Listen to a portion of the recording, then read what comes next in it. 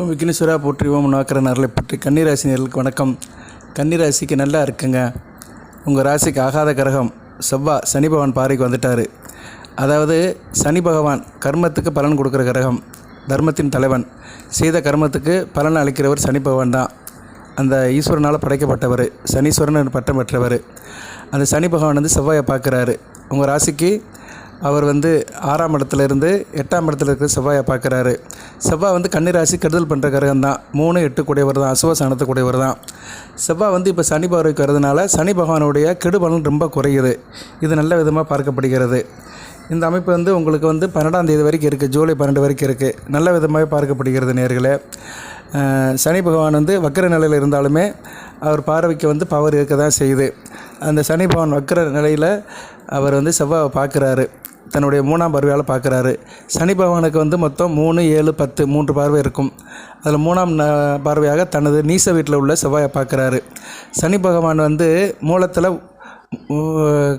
கும்பத்தில் மூலத்திரிகோணம் ஆட்சி பெற்று இருக்கிறாரு. தன்னுடைய ஆட்சி வீட்டில் மூலத்திரிகோணம் பெற்று இருக்கிறாரு, சசயோகம்.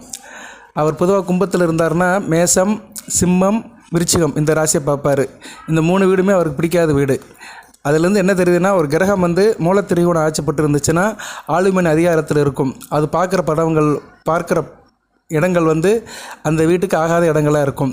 சரியா? அப்படிப்பட்ட அமைப்பு அந்த வேத ஜோதிடத்தில் அமைஞ்சிருக்கு. ஓகே நேர்களே, இது ஒரு பக்கம் இருந்தாலுமே செவ்வாய் வந்து இப்போ சனி பார்வைக்கு வர்றாரு. அப்படி வர்றதுனால நீங்கள் ஆள் நல்லா இருப்பீங்க. சரியா? உங்கள் தோற்றம் கொஞ்சம் பொலிவாக இருக்கும், கொஞ்சம் அன்போடு இருப்பீங்க, எல்லாத்துக்கும் அடங்கி போவீங்க, தேக ஆரோக்கியம் நல்லா இருக்கும். பிற விஷயத்தில் அந்தளவுக்கு தலையிட மாட்டீங்க. நீங்கள் உண்டு, நீங்கள் வேலை உண்டுன்னு இருப்பீங்க. கொண்ட கொள்கைகள் கரெக்டாக இருப்பீங்க. ஒரே ஸ்டெடி மைண்டில் இருப்பீங்க. சில நேரம் வந்து செவ்வாய் வந்து உங்கள் மைண்டை ஆசிலேஷன் பண்ணுவார் 8ஆம் இடத்துலேருந்து. இப்போ சனி பார்வைக்கு வந்ததுனால அந்த கெட்ட பலன்கள்லாம் நீங்கி ஓரளவு நல்ல பலனாக இருப்பீங்க. பொறுப்பாக இருப்பீங்க. எந்த வேலையிலுமே வந்து கொஞ்சம் பொறுப்பாக இருப்பீங்க. கமிட்மெண்ட்டில் கரெக்டாக இருப்பீங்க. சகோதரங்க கூட ரொம்ப இணக்கமாக இருப்பீங்க. சகோதரரால் எந்த பிரச்சனையும் இருக்காது. உங்களுக்கும் சகோதரனுக்கும் நல்ல ஒரு இணக்கம் இருக்கும். அதுபோக வீடு, மனை, நிலம், விவசாயம், தோட்டம், தரவு இது சம்மந்தப்பட்ட தொழில் இருக்கிறவங்களுக்கு நல்ல ஒரு காலகட்டமாக பார்க்கப்படுகிறது. அக்கம் பக்கத்தில் எந்த பிரச்சனையும் இருக்காது. இதுக்கு முன்னாடி அக்கம் பக்கத்து கூட பிரச்சனை, வேலை பார்க்குற இடத்துல கீழே வேலை பார்க்குறவங்க கூட ஒரு கான்ட்ரவர்ஷன்லாம் இருந்தது. அதெல்லாம் இப்போ சரியாகி நல்லபடியாக இருக்கும். அதுபோக கடன் பட்டிருந்தீங்கன்னா கடனை அளிக்கிறதுக்கு ஒரு நல்ல ஒரு வாய்ப்பை கொடுப்பாரு. கணவன் மனைவி உறவு நல்லபடியாக இருக்கும். கருத்து வேறுபாடால் பிரிஞ்சு போனவங்க, ஒருத்தருக்கு ஒருத்தர் கொஞ்சம் சாடல், ஊடல் இந்த அமைப்பில் இருந்தவங்களுக்கெல்லாம் அதெல்லாம் சரியாகி 2 பேர்த்துக்குள்ளே இணக்கம் வந்து சிறப்பாக இருக்கும். தேக ஆரோக்கியம் நல்லா இருக்கும். இவ்வளோ நாள் உடல்நல குறைவாக இருந்தவங்களெல்லாம் எந்திரிச்சு உட்காந்துக்கிருவீங்க. மனதில் நீங்கள் எண்ணிய எண்ணங்கள்லாம் நிறைவேறும், ஆசைகள் நிறைவேறும். மற்றவங்களும் உங்களை மதிப்பாங்க, நீங்களும் பிறர் மதித்து நல்லபடியாக போவீங்க. எல்லாத்துக்கும் இலகுவாக இருப்பீங்க, எல்லாத்துக்கும் அடங்கி போவீங்க. செவ்வாய் உங்கள் ராசிக்கு வந்து 11ஆம் இடத்தையும், ராசிக்கு 2ஆம் இடத்தையும் 3ஆம் இடத்தையும் பார்த்தாரு. சகோதர வழியில் இனிமேல் நல்ல ஒரு ஏற்றம் இருக்கும், பிரச்சனை இருக்காது. இளைய சகோதரர் இருந்தாலும் சரி, மூத்த சகோதரர் இருந்தாலும் சரி, அவங்க வழியில் உங்களுக்கு திருப்தி தரும். அதுபோக வந்து குடும்பத்தில் ஒரு அமைதி இருக்கும், சந்தோஷம் இருக்கும், பணம் ஒரு திருப்தியாக இருக்கும், கொடுக்கல் வாங்கல் நல்லபடியாக இருக்கும். ஃபினான்ஸ் பண்ணுறவங்க, பணம் கொடுத்து வாங்குறவங்க, மற்ற தொழிலில் இருக்கிறவங்களுக்கு நல்லாயிருக்கும். பணம் சம்மந்தப்பட்ட தொழில் இருக்கிறவங்க நல்லாயிருக்கும். அதிர்ஷ்டம் கைகூடும், வசதிகள் அதிகரிக்கும். அதிர்ஷ்டத்தின் ஆதரவு இருக்கிறதுனால வெற்றி வந்து உங்கள் வசப்படும். நீண்ட நாள் முடியாமல் இருந்த வேலைகள்லாம் சனி பகவான் அருளால் மலமலன்னு முடியும். அதில் வெற்றியும் கொடுப்பாரு. அது மாதிரி வேலை பார்க்குறவங்களுக்கு நல்ல ஒரு ஏற்றமாக இருக்கும். அதாவது பணிபுரியவர்கள் சொல்கிறாங்கள்ல, வேலை பார்க்குறவர்கள், அது வந்து தனியார் வேலையாக இருந்தாலும் சரி, அரசு வேலையாக இருந்தாலும் சரி நல்லபடியாக முடியும். கூடுதலாக அரசு வேலை சிறப்பாக இருக்கும். ஏன்னா செவ்வாய் வந்து ஆட்சி பெற்று இருக்கிறதுனால அரசு சம்மந்தப்பட்ட வேலையில் நல்ல ஒரு இணக்கத்தை கொடுப்பாரு. சொசைட்டியில் உங்களுக்கு ஒரு மரியாதை இருக்கும். அரசியல்வாதிகளுக்கு நல்ல ஒரு காலமாக பார்க்கப்படுகிறது அடுத்த வருகின்ற காலங்கள். இந்த சனி பகவான் செவ்வாயை பார்க்குறது மிகச்சிறப்பாக பார்க்கப்படுகிறது. முக்கியமாக நிதி நிலை, ஃபினான்ஷியல் கண்டிஷன் வந்து எதிர்பார்த்த அளவில் ஒரு பெரிய முன்னேற்றம் இருக்கும். பண விஷயத்தில் வந்து நல்லபடியாக ரீச் ஆவீங்க. நல்ல விதமாக பார்க்கப்படுகிறதுங்க. கன்னிராசிக்கு வந்து இந்த சனி பகவானுடைய பார்வை செவ்வாய் போல விழுறது நல்ல அமைப்பு தான். இந்த 2மே பாவக்கிரகங்கள் தான். சனி பகவான் வந்து ஒரு சமவலிமை பெற்ற கிரகம் செவ்வாய்க்கு. அதாவது சனி வந்து சுக்கிரன் பக்கத்தில் உள்ள கிரகம், செவ்வாய் வந்து குரு பக்கத்தில் உள்ள கிரகம். ஸோ இந்த 2 கிரகங்களுமே தங்களுக்குள்ள ஒரு பகைமையாக தான் இருக்கும். சரியா? அதாவது எப்படின்னா, சேரன் பாண்டியன் மாதிரி. அந்த காலத்தில் சேரனுக்கும் பாண்டியனுக்கும் ஆகாது. ஆனால் 2 பேரும் சம வலிமை உள்ள அரசராக இருப்பாங்க, 2 பேர்த்துக்கும் ஆகாது. அது மாதிரி நவக்கிரகங்களில் சனிக்கும் செவ்வாய்க்கும் வந்து ஒரு சம பங்கு உள்ள எதிர்ப்புத்தன்மை உள்ள கிரகங்கள். சனி பகவான் சுக்கிர அணிக்கு தளபதியாக இருப்பார். செவ்வாய் வந்து குரு அணிக்கு தளபதியாக இருப்பார். குரு அணிங்கிறது வந்து என்ன, சூரியன், குரு, செவ்வாய், சந்திரன் இவங்க 4 பேர் ஒரு பக்கம். இங்கிட்ட சுக்கிரனிங்கிறது வந்து சுக்கிரன், புதன், ராகு, சனி இவங்க 4 ஒரு பக்கம். கேது வந்து மத்தியஸ்தமான கிரகம். கேது எந்த பக்கம் போய் ஒட்டிக்கிடுவார். சரியா? கேது வந்து ஞானகாரகன், விநாயகர் மாதிரி. அவர் முதல் கடவுள் விநாயகர் குறிக்கிறதுனால அவர் எல்லா பக்கமும் போவார். சரியா? அவருக்கு வந்து வேண்டியது வேண்டாது யாரும் கிடையாது. ஓரளவு எந்த இடத்த சேர்றாரோ அதுக்கேற்ற மாதிரி பலனை கொடுப்பாரு. ஸோ சுக்கிர அணியில் உள்ள சனி பகவான், குரு அணியில் உள்ள செவ்வாயை பார்க்குறது வந்து நல்ல அமைப்பு தான் கன்னி ராசிக்கு. அதுபோக ராசிக்கு 9ஆம் இடத்துல உள்ள குரு வந்து சந்திரன் சாரை எடுத்திருக்கிறாரு. இது அருமையான அமைப்பு. ராசிக்கு 4, 7 கூடையவன் 11 கூடையவன் சாரை எடுத்ததுனால லாபம் இருக்கும். தாயார் வழியிலும் சரி, கணவன் மனைவி அவர்களும் நல்ல லாபம் இருக்கும். கூட்டுத்தொழில் பங்கு சந்தை நல்லாயிருக்கும். இதை பற்றி ஏற்கனவே நான் வீடியோ போட்டுக்கிறேன். கூரையை பிச்சுக்கிட்டு குரு கொடுப்பாருன்னு ஒரு வீடியோ போட்டுக்கிறேன். கொடுக்குற தெய்வம் கூரையை பிச்சுட்டு கொடுக்கும்னு ஒரு தலைப்பில் வீடியோ போட்டிருக்கேன். அதில் தெளிவாக சொல்லியிருக்கிறேன். குரு இப்போ ரொம்ப சிறப்பாக இருக்கிறாரு. அவர் வந்து ரோகிணி 2ஆம் பாதம் எடுத்து நல்ல நிலைமையில் போகிறாரு. அந்த காலகட்டத்தில் கன்னிராசிக்கு குடைச்சலை கொடுக்குற செவ்வாயும் சனி பகவான் பார்வையில் கட்டுப்பட்டு இருக்கிறாரு. சனி பார்க்க செவ்வாய் கட்டுப்பட்டு சகல விதமான பலன்களை கொடுக்குறாரு. இது நல்ல விதமாக பார்க்கப்படுகிறது. சரியா? சனி பகவான் கொடுக்கணும்னு நினச்சாருன்னா அதை யாராலும் எடுக்க முடியாது. அப்பேற்பட்ட சனி பகவான் கன்னிராசிக்கு எப்பயுமே ஒரு யோகாராக தான் இருப்பார். அந்த அமைப்பு கொடுக்குறாரு. வக்கர நிலையில் வர்றது ஒரு வகைக்கு நல்லதான். ராசிக்கு 6ஆம் இடத்துலேருந்து 5ஆம் இடத்தை நோக்கி வராரு. பிள்ளைகள் விஷயத்தில் மட்டும் கொஞ்சம் கவனமாக இருங்க. பிள்ளைகள் விஷயத்தில் கொஞ்சம் விட்டு கொடுத்து போங்க. அதுபோல் சொந்த பந்தம், பூர்வீக சொத்துக்கள் விஷயத்தில் சில பங்காளிகள் பிரச்சனைகள், சில சலசலப்புகள் வரத்தான் செய்யும். அதை கொஞ்சம் அனுசரித்து பேசி திருத்திக்கோங்க. குரு பார்வை ராசிக்கு இருக்குது. ராசியிலே கேது இருக்கிறதுனால ஒரு ஞானத்துக்கு அறிவுக்கு அப்பாற்பட்டு இருப்பீங்க. சரியா? கேது இருக்கிறதுனாலே ஓரளவு சில பிரச்சனைகள் இருந்தாலுமே கேது வந்து ஒரு ஞானத்தை கொடுப்பாரு, ஒரு அமைதியை கொடுப்பாரு, ஆக்கப்பூர்வமான சிந்தனையை கொடுப்பாரு. அது குரு பார்வை பெறதுனால கேதுவால் நல்ல ஒரு முன்னேற்றம் இருக்கும். ஸோ ராசியில் கேது இருந்து உங்கள் மனதையும் உடலையும் ஆள்றதுனால ஓரளவு நல்லா இருப்பீங்க. சரியா நேயர்களே? விநாயகர் பெருமானை வழிபாடு பண்ணுங்கள். இந்த அடுத்த ராகு கேது பேரிச்சு வர வரைக்கும் விநாயகர் வழிபாடு டெய்லி இருக்கணும். பொதுவாக நம்ம வழிபடும் போதே விநாயகரை மொதல் கும்பிட்டு தான் மற்ற எல்லா தெய்வத்தையும் கும்பிடுவோம். வீட்டில் நீங்கள் சாமி கும்பிட்டாலும் சரி, கோயிலில் போய் சாமி கும்பிட்டாலும் சரி, விநாயகர் பெருமானை துதிங்க. ஏன்னா ராசியில் கேது இருக்கிறது வந்து விநாயகர் பெருமானை வந்து உங்கள் கூட இருக்கிற மாதிரி அர்த்தம். சரியா? உங்கள் மனதுக்கும் உடலுக்கும் விநாயகர் பெருமான் தான் இப்போதைக்கு முழு காவலனாக இருக்கிறாரு. ஸோ அதை முதல் கடவுள் விநாயகரை கும்பிட்றது கன்னிராசிக்கு சால சிறந்தது. அதுபோக சனி பகவானும் நல்ல நிலைமையில் தான் இருக்கிறாரு. மற்ற கிரகங்கள் நல்லா தான் இருக்குது இப்போதைக்கு. இன்றைக்கி ஜூலை 1ஆம் தேதி ஆரம்பமே நல்லா இருக்குது. ஜூலை பிறந்தது, கன்னி உயர்ந்தது. ராசிக்கு 11ஆம் இடத்துல புதன், 10ஆம் இடத்துல சுக்கிரன், சூரியன், அருமையான அமைப்பு. 9ஆம் இடத்துல குரு, 8ஆம் இடத்துல செவ்வாய் சனி பார்வையில், 7ஆம் இடத்துல ராகு, 6ஆம் இடத்துல சனி பகவான். 7ஆம் இடத்துல ராகு இருக்கிறது தான் பெரிய பின்னடைவு. ஏன்னா ராசிக்கு 7ஆம் இடத்துல ராகு என்கிற செப்பக்கரம் இருக்கக்கூடாது. கவனமாக இருங்க. திருமண விஷயத்தில் அவசரப்படாதீங்க. சரியா? பொறுமையாக பாருங்கள். ராகு வந்து ஒரு மந்த நிலை உள்ள கிரகம். சரியா? மதிய மயக்கிற கிரகம். அவர் என்ன பண்ணுவார்? மதியம் மயக்குவார். உங்களை வந்து இயல்பாக இருக்க விட மாட்டார்.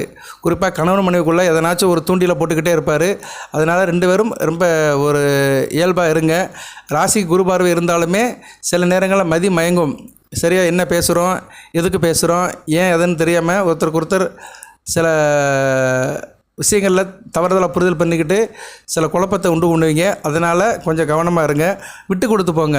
வருகிற ஏப்ரல் 2024 வரைக்கும் விட்டு கொடுத்து போகணும். அதுக்கு பின்னாடி ராகு 6ஆம் இடத்துக்கு வந்துட்டாருன்னா நல்ல பலன்களை கொடுப்பாரு. சரியா?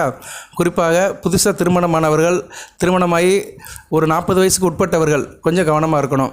ஏன்னா ஒரு 60 வயசு ஆனவர்களுக்கெல்லாம் ராகுவால் எந்த பிரச்சனையும் இருக்காது. ஏன்னா 60 வயது ஆன தம்பதியர்களுக்கு முதுமை வந்துடும், பேரம்பத்தி எடுத்துருவாங்க. அவங்களுக்குள்ள எந்த பிரச்சனையும் வராது. ஏன்னா உடல் தளர்ந்து போயிடும், ரத்தம் சுண்டிடும். ஜோதிடத்தை இன்றைக்கி ப்ராக்டிக்கலாக எடுத்துக்கணும், நடைமுறைப்படுத்தி பார்க்கணும். சரியா? இப்போ வந்து சொல்லுவாங்க, செவ்வாய் வலுத்தவன் வந்து பெரிய வீரனாக இருப்பான், விளையாட்டில் வந்து பெரிய ஸ்போர்ட்ஸில் பெரிய ஆளாக இருப்பான், விளையாட்டு வீரனாக இருப்பான், நல்லா ஒரு ஆள் தேக பலம் நல்லா இருக்கும், 1000 காரணம் சொல்லுவாங்க. அதெல்லாம் யாருக்கு இருக்கும்? ஒரு 35-40 வயசு வரைக்கும் தான் ஒரு ஆணுக்கு வந்து அந்த அமைப்பு இருக்கும். 50 வயசு ஆளுக்கு வந்து அந்த அளவுக்கு உடம்புல அந்த ஃபோர்ஸ் வராது, ரத்தம் சுண்டிடும். சரியா? இது வந்து ப்ராக்டிக்கலாக பார்க்கணும். ஜோதிடத்தில் கிரகங்களுடைய நிலைமைகள் ஒரு பக்கம் இருந்தாலுமே நடைமுறை சாத்தியப்பட்டு பார்க்கணும். என்றைக்குமே ஜோதிடத்தை வந்து நடைமுறைக்கு கொண்டு வாங்க, நடைமுறைக்கு சாத்தியப்பட்டு பார்க்கணும். அந்த குழந்தை பருவம், பள்ளி பருவம், வாலிப பருவம், திருமணம், தகப்பன் உறவு, தாய் தந்தையாகிறது, பெரிய மனுஷனாகிறது, குடும்பத் தலைவனாகிறது, அடுத்து வந்து குழந்தை குட்டிகளை கட்டி கொடுக்கறது, வயோதகமாகிறது, வயதாகிறது, தேகாரோக்கியத்தை பார்க்கணும், கடைசி காலத்தை முடிக்கணும். இதில் இடையில ஃபுல்லாக இறை வழிபாடோடு இருக்கணும். இப்படி தான் வாழ்க்கை போகும். ஒவ்வொரு வயதுக்குமே வந்து கிரகத்துடைய காரகத்துவம் இருக்குது. சரி நேர்களா? அதனால் அதை கவனமாக வச்சுக்கோங்க. எதுக்கு சொல்ல வந்தேன்னா, என்ன தான் கிரகங்களுடைய அந்த காரணிகள் வந்து மனித வாழ்க்கையில் ஒவ்வொரு காலகட்டத்தில் ஆளுமை பண்ணாலுமே ஒரு ஆணுக்கோ பெண்ணுக்கோ 60 வயசுக்கு மேலே வந்து அனைத்தும் அடங்கிடும். சரியா? ஆனால் அந்நேரம் ஜாதகம் பார்க்கணும். சில பேர் சொல்கிறாங்க 60 வயசுக்கு மேலே ஜாதகம் பார்க்கக்கூடாது அப்படிங்கிறாங்க. அப்படிலாம் இல்லை. 60 வயசு ஆனாலுமே 20 வரைக்கும் ஜாதகம் தனிப்பட்ட பிறகு பார்த்து தான் ஆகணும். இப்போ உங்களுக்கு 80 வயசு ஆனாலுமே 80 வயசு முதியவருக்கோ பாட்டிக்கோ தாத்தாவுக்கோ ஜாதகம் பார்க்குறதா இருந்தால் உங்கள் ஜாதகம் தான் பார்க்கணும். உங்கள் பேர குழந்தை ஜாதகத்தையும் பிள்ளைய ஜாதகத்தையும் பார்க்க வேண்டிய அவசியம் இல்லை. 80 வயது ஆனாலுமே நீங்கள் தான். பட் என்ன, உங்களுக்கு வந்து சில அமைப்புகள் வந்து சேராது. சில அமைப்புகள் சேராது. சரியா? அது சில கிரகங்களுடைய காரணிகளுடைய தாக்கம் குறைஞ்சி போயிடும். குறிப்பாக செவ்வாயின் தாக்கம் குறைஞ்சி போயிடும். செவ்வாய்னா யார்? துடிப்புக்குள்ள கிரகம், ஒரு செயலுக்குள்ள கிரகம், சகோதரத்துவம் உள்ள கிரகம். 80 வயசில் என்ன இருக்கும்? துடிப்பு குறைஞ்சி போயிடும், செயல் குறைஞ்சி போயிடும். ஆனால் மற்றதெல்லாம் இருக்கும். செவ்வாய் ரத்தத்துக்கு காரணமான கிரகம். ரத்தம் வந்து எப்போயுமே மனுஷனுக்கு தேவைப்படும். சரியா? ரத்தம் வந்து நல்ல நிலைமையில் இருந்தால் தான் வாழ்நாள் நம்மளுக்கு நல்லபடியாக இருக்கும், நோயின்றி வாழ முடியும். ஏன்னா ரத்தம் வந்து சுத்தமாக இருக்கணும். ஸோ எல்லா கிரகத்தோடைய காரணமும் மனித வாழ்க்கை தேவைப்படுது. சில கிரகத்தோடைய காரணிகள், முக்கியமான காரணிகள் சில வயதாகும்போது நம்மளை விட்டு போயிடும். அவ்வளோதான். அதோட வேகம் குறைஞ்சி போயிடும். அவ்வளோதான். நம்மளை விட்டு போகுதுன்னு கூட சொல்லக்கூடாது. அதோடய வேகம் குறைஞ்சி போயிடும், கட்டுக்குள்ளே வந்துடும். சரியா? இப்போ அறிவுங்குது வேறு, கல்விங்குது வேறு. படிக்கும்போது நம்ம ஒரு சப்ஜெக்ட் எடுத்து படிச்சிருப்போம், சப்ஜெக்ட் நாலேஜ் இருக்கும். ஆனால் வயதாக நமக்கு வந்து ஒரு வேலைக்கு போயிடுவோம், வேலை ரீதியான அறிவு வரும், அப்புறம் அனுபவம் வரும், அப்படியே அடுத்த லெவலுக்கு போவோம். ஆனால் அறிவுன்னு ஒன்று இருக்கும், பொது அறிவு, பட்ட அறிவுன்னு ஒன்று இருக்கும், அனுபவ அறிவுன்னு ஒன்று இருக்கும். ஆனால் படித்த கல்வி மறைஞ்சு போயிடும், அந்த ஈக்குவேஷன் மறைஞ்சு போயிடும், ஃபார்முலா மறைஞ்சு போயிடும்.